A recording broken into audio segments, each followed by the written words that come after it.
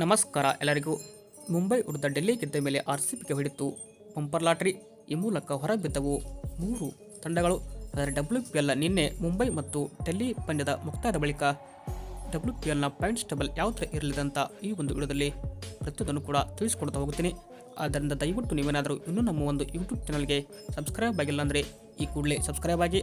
ಹಾಗೆಯೇ ನೀವು ಈ ಬಾರಿ ನಮ್ಮ RCB ತಂಡ ಕಪ್ ಗೆಲ್ಲುತ್ತೋ ಇಲ್ಲೋ ಎಂಬುದನ್ನು ಕೂಡ ಕಮೆಂಟ್ ಬಾಕ್ಸಲ್ಲಿ ನಿಮ್ಮ ಅನಿಸಿಕೆಯನ್ನು ಕಮೆಂಟ್ ಮಾಡಿ. ಇನ್ನು ನಿನ್ನೆ ದಿವಸ ಮುಂಬೈ ಮತ್ತು ಡೆಲ್ಲಿ ತಂಡಗಳು ಮುಖಾಮುಖಿಯಾಗಿದ್ದವು. ಈ ಒಂದು ಪಂದ್ಯದಲ್ಲಿ ಡೆಲ್ಲಿ ತಂಡ ರೋಚಕ ಗೆಲುವು ಕಾಣುವ ಮುಖಾಂತರ ಪಾಯಿಂಟ್ಸ್ ಟೇಬಲಲ್ಲಿ 4ನೇ ಸ್ಥಾನಕ್ಕೆ ಏರಿದರೆ, ಆದರೆ ಈ ಒಂದು ಪಂದ್ಯದ ಬಳಿಕ ಅಂಕಪಟ್ಟಿ ನೋಡ್ತಾ ಬರೋದಾದರೆ ನಾವಿಲ್ಲಿ ನಮ್ಮ RCB ತಂಡ ಎಂದಿನಂತೆ ಮೊದಲ ತಂಡವಾಗಿ ಈ ಬಾರಿ WPLಗೆ ಕ್ವಾಲಿಫೈರ್ ಆಗಿದೆ.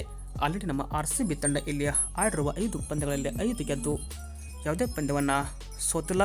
ಹೀಗಾಗಿ 1.882 ರನ್ ರೇಟ್ ಹೊಂದಿರುವ RCB ತಂಡ 10 ಅಂಕ ಸಂಪಾದಿಸಿ ನಂಬರ್ 1 ಸ್ಥಾನಕ್ಕೆ ಇರಿದರೆ, ಎರಡನೇ ಸ್ಥಾನದಲ್ಲಿ ಮುಂಬೈ ಇಂಡಿಯನ್ಸ್ ತಂಡವಿದೆ. ಮುಂಬೈ ಆಡಿರುವ 6 ಪಂದ್ಯಗಳಲ್ಲಿ 2 ಗೆದ್ದು 4 ಸೋತಿದೆ. ಹೀಗಾಗಿ 0.0046 ರನ್ ರೇಟ್ ಹೊಂದಿರುವ ಮುಂಬೈ ತಂಡ 4 ಅಂಕ ಸಂಪಾದಿಸಿದ್ದು ನಂಬರ್ 3ಯಲ್ಲಿ UP ವಾರಿಯರ್ಸ್ ತಂಡವಿದ್ದರೆ, UP ವಾರಿಯರ್ಸ್ ಆಡಿರುವ 5 ಪಂದ್ಯಗಳಲ್ಲಿ 2 ಗೆದ್ದು 3 ಸೋತಿದೆ. ಇವರ ಒಂದು ನೆಟ್ ರನ್ ರೇಟ್ -0.483 ಆಗಿದ್ದು 4 ಅಂಕ ಕಲೆ ಹಾಕಿದ್ದಾರೆ. ನಂಬರ್ 4 ಡೆಲ್ಲಿ ಕ್ಯಾಪಿಟಲ್ಸ್ ತಂಡ ಆಡಿರುವ 5 ಪಂದ್ಯಗಳಲ್ಲಿ 2 ಗೆದ್ದು 3 ಸೋತರೆ, ಇವರ ಒಂದು ನೆಟ್ ರನ್ ರೇಟ್ ನೋಡೋದಾದರೆ -0.586 ಇವರ ನೆಟ್ ರನ್ ರೇಟ್ ಆಗಿದೆ. ಇನ್ನು 4 ಅಂಕ ಸಂಪಾದಿಸಿರುವ ಇವರು ನಂಬರ್ 4 ನಂಬರ್ 5ರಲ್ಲಿ ಗುಜರಾತ್ ಜೈಂಟ್ಸ್ ತಂಡ ಆಡಿರುವ 5 ಪಂದ್ಯಗಳಲ್ಲಿ 2 ಗೆದ್ದು 3 ಸೋತಿದೆ.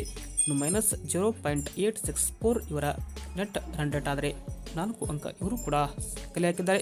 ಬಟ್ RCB ಇಲ್ಲಿ ಮೊದಲ ತಂಡವಾಗಿ ಫೈನಲ್ಗೆ ಎಂಟ್ರಿ ಕೊಡೋದು ಖಚಿತವಾಗಿದೆ. ಅಂದರೆ ಆಲ್ರೆಡಿ 5 ಪಂದ್ಯ ಗೆದ್ದಿರುವ RCB ತಂಡ ಇನ್ಯಾವುದೇ ತಂಡ ಗೆದ್ದರೂ ಕೂಡ 5 ಪಂದ್ಯ ಗೆಲ್ಲೋಕ್ಕಂತರೂ ಆಗಲ್ಲ.